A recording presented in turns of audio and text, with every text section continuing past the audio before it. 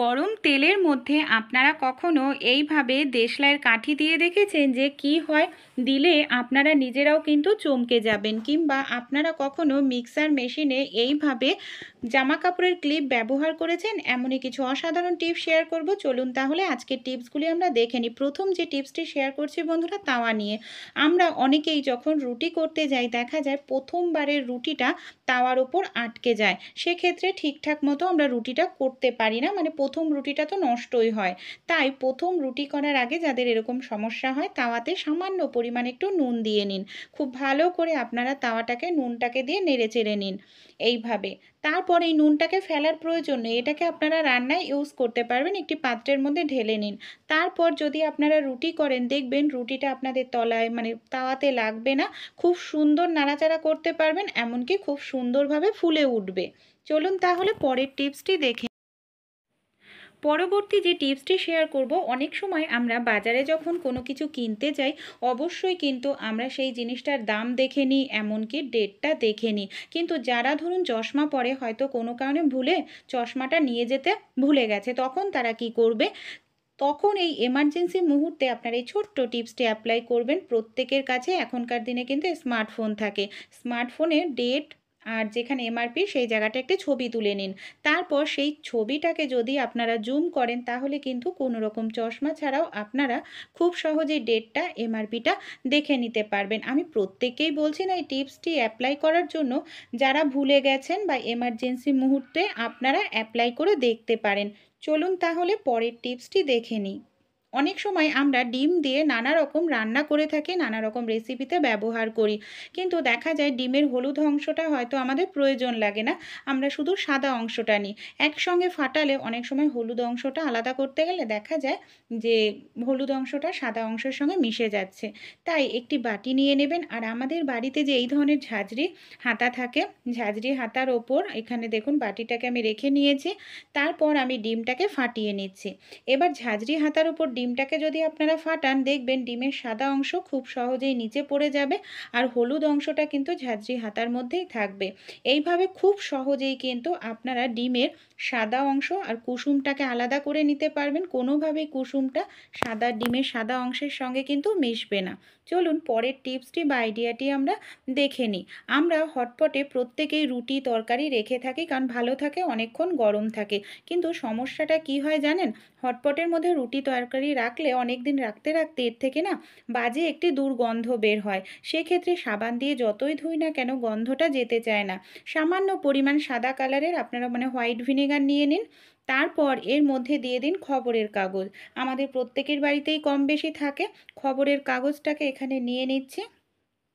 তারপর আমি এই খবরের কাগজটাকে দেখুন এইভাবে ছোট ছোট টুকরো করে এই মানে হটপটের মধ্যে দিয়ে দেব। খুব ভালো করে ভিনিগারের সঙ্গে মিশিয়ে দেব। ঢাকনাটা আমাদের বন্ধ করে দিয়ে 10 মিনিট মতো রেখে দিতে হবে। 10 মিনিট রেখে দিলেই দেখবেন আপনাদের যে হটপট থেকে অনেক দিনের খাবার রাখার কারণে একটা বাজে দুর্গন্ধ হয়েছিল সেই দুর্গন্ধটা চলে যাবে। এইভাবে আমি একটু মানে ডলে নিচ্ছি খবরের কাগজটা, তারপর জল দিয়ে ধুয়ে দেখাবো। ভালো লাগলে অবশ্যই আপনারাও ট্রাই করতে পারেন। পরের টিপসটি চলুন তাহলে দেখে নিই। অনেক সময় আমাদের বাড়িতে যে লাইট থাকে দেখা যায় লাইটটা হয়তো জ্বলছে আবার মাঝে মাঝে বন্ধ হয়ে যাচ্ছে। এরকম সমস্যা অনেকেরই হয়। তখন আমরা কি করি? অনেকেই আমরা নতুন লাইট কিনে নিয়ে আসি। আর এই যে লাইটটা ভাবি যে আমাদের লাইটটা হয়তো খারাপ হয়ে গেছে, এটাকে বাতিল করে দিই। নতুন কিনে আনতেও কিন্তু আমাদের অনেকটা পয়সা লাগে, কারণ এখনকার দিনে একটি এলইডি লাইট কিনতে অনেকটা টাকাই লেগে যায়। অনেক সময় যে সমস্যাটা হয়, এলইডি লাইটের ওপরে কার্বন জমে যায়। আর কার্বন জমে গেলে ইলেকট্রিকটা ঠিকমতো যেতে পারে না, যার কারণে আপ ডাউন করে আর লাইটটা দেখা যায় বন্ধ হয় বা জ্বলে। তাই নতুন লাইট কেনার আগে আপনারা এই টিপসটি অ্যাপ্লাই করবেন। আমাদের বাড়িতে যে দেশলাই বক্স থাকে, দেশলাই বক্সের যে বারুদের জায়গাটা থাকে, এইভাবে আপনারা এলইডি লাইটটাকে একটু ঘষবেন। এলইডি লাইটটাকে ঘষলেই দেখবেন যদি কোনো কার্বন থাকে বারুদের কারণে সেই কার্বনটা কিন্তু খুব সহজেই উঠে যাবে। এটা যদি না করেন, আমাদের বাড়িতে যে গ্রেটার আছে, অবশ্যই কিন্তু বন্ধুরা এখানে জোরে জোরে করা যাবে না। জোরে জোরে করলে কিন্তু তাহলে নষ্ট হয়ে যাবে। হালকা করে একটু ঘষতে হবে। দেখবেন সাদা একটি লেয়ার মতো পড়ে যায়। যদি কার্বনটা উঠে যায় তারপর আপনারা এই লাইটটাকে আবার লাগিয়ে একটু চেক করে নিতে পারেন দেখবেন যদি ভালো থাকে লাইট, কার্বনের কারণে এই ডিস্টার্ব দেখা দেয়, তাহলে কিন্তু আপনাদের লাইটটা আবারও জ্বলতে থাকবে। দেখুন আমি এবার আপনাদের জ্বালিয়ে দেখাচ্ছি, এখন কিন্তু আর এই সমস্যাটি হচ্ছে না। ছোট্ট টিপসগুলি অ্যাপ্লাই করলে কিন্তু আমাদের সংসারের খরচাটাই আমরা অনেকটা কমিয়ে ফেলতে পারি। চলুন তাহলে পরবর্তী টিপসটি আমরা দেখে নিই। আমাদের বাড়িতে এই ধরনের যে দরজা থাকে না, অনেক সময় অনেক দিনের পুরনো হয়ে গেলে দরজার যে কবজাগুলো থাকে, সেই কবজাগুলো জং ধরে যায়। অনেক সময় দরজাটা আটকালে সিজনের কারণে দরজাটা একেবারে টাইট হয়ে আটকে যায়, খুলতে চায় না, বা এই যে কবজাগুলোতে জং ধরে যায়, যার কারণে দরজা খুললে ভীষণ বাজে একটা আওয়াজ হয়। আর ছোট বাচ্চারা বাড়িতে থাকলে অনেক সময় কিন্তু এই আওয়াজের কারণে ছোট বাচ্চারা ভয়ও পেয়ে যায়। তাই একটি কাজ করলে এই আওয়াজটাও আপনারা ঠিক করে নিতে পারবেন। তেল, আমাদের প্রত্যেকের বাড়িতেই সরিষার তেল থাকে। এখানে সরিষার তেল নেবেন। সরিষার তেল মরচা ধরা আটকাতে সাহায্য করে, এমনকি বাজে যে একটি আওয়াজ হয় দরজা খুললে বা দরজা বন্ধ করলে, সেই আওয়াজটাও কিন্তু ঠিক হয়ে যাবে। সবগুলো কবজাতেই কিন্তু আমাদের এইভাবে সরিষার তেল দিতে হবে। ছোট্ট টিপসটি অ্যাপ্লাই করে দেখবেন, আশা করছি টিপসটি আপনাদেরও কিন্তু উপকারে আসতে পারে। চলুন তাহলে আমরা পরবর্তী যে টিপসটি আছে দেখে নিই। আমরা প্রত্যেকেই মশলা করার জন্য এই ধরনের কিন্তু মিক্সার মেশিন ব্যবহার করে থাকি, কিন্তু অনেক দিন ব্যবহার করতে করতে দেখা যায় মিক্সার মেশিনের ভেতরের দিকটা একেবারে নোংরা হয়ে কালো হয়ে যায়, দেখতে ভীষণ বাজে লাগে। আর এই জায়গাটা এতটাই সরু হয় মিক্সার মেশিনের ভেতরের দিকটা, আমাদের কিন্তু হাতের আঙুল পৌঁছায় না। আর হাতের আঙুল যদি না পৌঁছায় আমরা ঠিকঠাক মতো পরিষ্কারও করতে পারি না, এরকম নোংরাই হয়ে থাকে। তাই ছোট্ট একটি কাজ আপনারা করতে পারেন।